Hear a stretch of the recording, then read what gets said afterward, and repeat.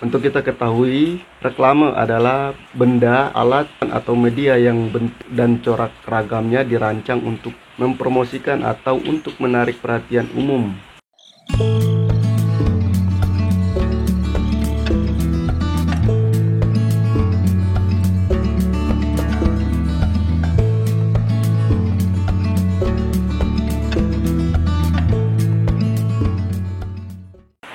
Halo semuanya, Assalamualaikum warahmatullahi wabarakatuh. Shalom, salam sejahtera untuk kita semua.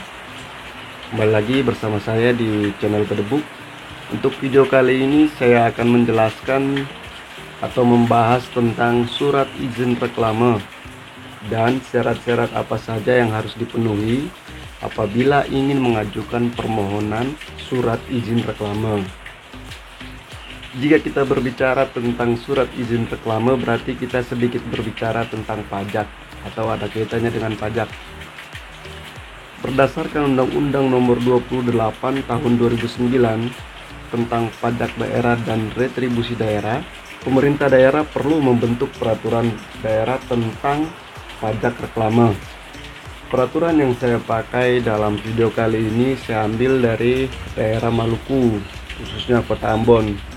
Peraturan Daerah Kota Ambon Nomor 4 Tahun 2012 tentang pajak reklame. Dalamnya berisi, pajak daerah adalah kontribusi wajib kepada daerah yang terutang oleh pribadi atau badan yang bersifat memaksakan berdasarkan undang-undang dengan tidak mendapatkan imbalan secara langsung dan digunakan untuk keperluan daerah bagi sebesar-besarnya kemakmuran rakyat.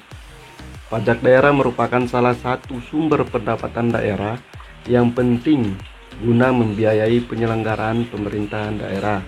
Yang selanjutnya disebut pajak adalah pajak atas penyelenggaraan reklame. Untuk kita ketahui, reklame adalah benda, alat, perbuatan atau media yang bentuk dan corak ragamnya dirancang untuk tujuan komersial, diperkenalkan, menganjurkan, mempromosikan atau untuk menarik perhatian umum terhadap barang, jasa, orang atau badan yang dapat kita lihat, dibaca, didengar, dan dinikmati oleh umum. Untuk masa berlaku dari surat izin reklame ini sendiri ialah masa berlakunya selama 1 tahun. Syarat-syarat untuk membuat surat izin reklame yang pertama adalah membuat surat permohonan. Surat permohonan ini ditujukan kepada dinas terkait yang dalamnya berisikan nama direktur, alamat, nomor telepon, nama perusahaan, jenis reklame, judul reklame, jumlah unit, ukuran reklame, tempat pemasangan, dan lamanya pemasangan. Yang berikutnya mengisi formulir permohonan. Untuk persyaratan dokumen yang harus dilengkapi ialah yang pertama, fotokopi KTP 2 rangkap. Sebagai pengetahuan, bagi teman-teman yang belum punya KTP atau baru berumur 17 tahun, untuk pembuatan KTP itu sendiri ada beberapa syarat yang harus dipenuhi. Syarat yang pertama, umur harus mencapai 17 tahun. Yang kedua, meminta surat pengantar dari RT atau RW. Yang ketiga, fotokopi kartu keluarga. Yang keempat, fotokopi akte kelahiran. Yang kelima, surat keterangan pindah yang diterbitkan oleh pemerintah kabupaten atau kota daerah asal. Jadi apabila alamat tempat pembuatan KTP itu tidak sesuai dengan daerah asal, maka diperlukan surat keterangan pindah. Terus yang berikut, untuk yang dari luar negeri disertakan surat keterangan datang dari luar negeri yang diterbitkan oleh instansi terkait.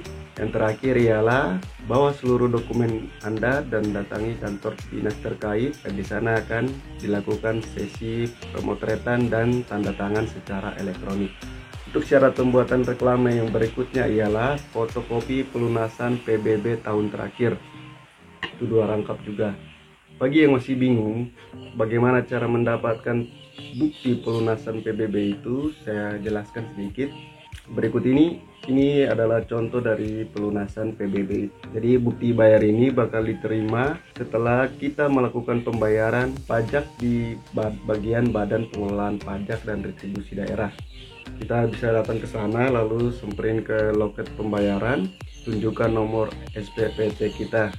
Nomor SPPT itu yang ini yang saya garis merah ini. Tapi nggak saya tunjukin nomornya di sini ya. SPPT itu adalah surat pemberitahuan pajak terhutang. Terus yang berikut, lakukan pembayaran sesuai tagihan. Setelah itu kita akan dikasih bukti pelunasan PBB. Jadi seperti itu. Untuk syarat yang ketiganya, gambar dena lokasi 2 rangkap. Itu contoh dena lokasinya kayak gini juga bisa. Jadi ikut sertakan dalam situ. Yang keempat, teks materi dan gambar desain reklame 2 rangkap juga. Itu harus disertakan. Yang terakhir ialah surat pernyataan. Jadi surat pernyataan itu isinya ada 2 poin.